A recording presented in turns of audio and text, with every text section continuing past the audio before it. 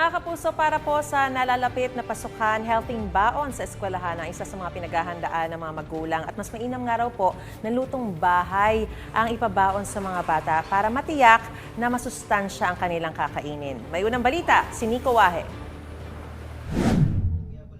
Handa ng school uniform ng magkapatid na Timothy at Baste para sa pasukan sa Lunes. At bukod sa uniform, nakabili na rin si Mami Jenny ng lunchbox ng dalawang anak. Mula pa raw noon, nagbabaon ng mga anak at hindi niya binibigyan ng pera. Siyempre, mas gusto namin lutong bahay, di ba? Hindi sa makakatipid eh. Yung safety ng mga anak mo. Yun yung pinaka-importante doon. Hindi rin basta kung ano-ano lang. Sinisiguro niya raw na healthy ang kakainin ng mga anak. Healthy, siyempre, kailangan meron kang gulay. Di ba? Meat. Kailangan may protein. Siyempre, fruits at water. Isda raw ang madalas na request ng mga anak. Hindi raw siya nagpapabaon ng processed food. Pero may mga araw daw na pinapabaunan niya ng sweetened drinks ang mga anak gaya ng orange juice. Masasabi ko sa mga baon na mami ko, masarap.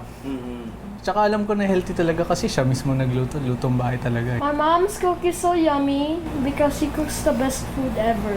Ayon sa isang endocrinologist, mas maiging ang pinapabaon sa mga anak sa eskwela ay magulang ang naghahanda. Siyempre, alam naman natin na ang isang estudyante nangangailangan ng energy pagpunta sa school. Unang-una, siyempre ang energy na kailangan, hindi lamang yung physical energy ng mga muscles, kung hindi maging yung energy ng utak. Imbes na biskwit na madalas ay may excess oil at sugar, mas maigi na raw ang tinapay. At hindi raw kailangan maging magastos. Hindi nga raw maganda ang processed foods. Ayon kay Dr. Nicodemus, isang pag-aaral din na nagsasabing mas mababang academic performance ng mga batang mahilig uminom ng sweetened drinks. Kaya kasama raw dapat sa itinuturo sa mga bata ay ang pagkain ng wasto. Ito ang unang balita, Nico Wahe, para sa GMA Integrated News. Gusto mo bang mauna sa mga balita?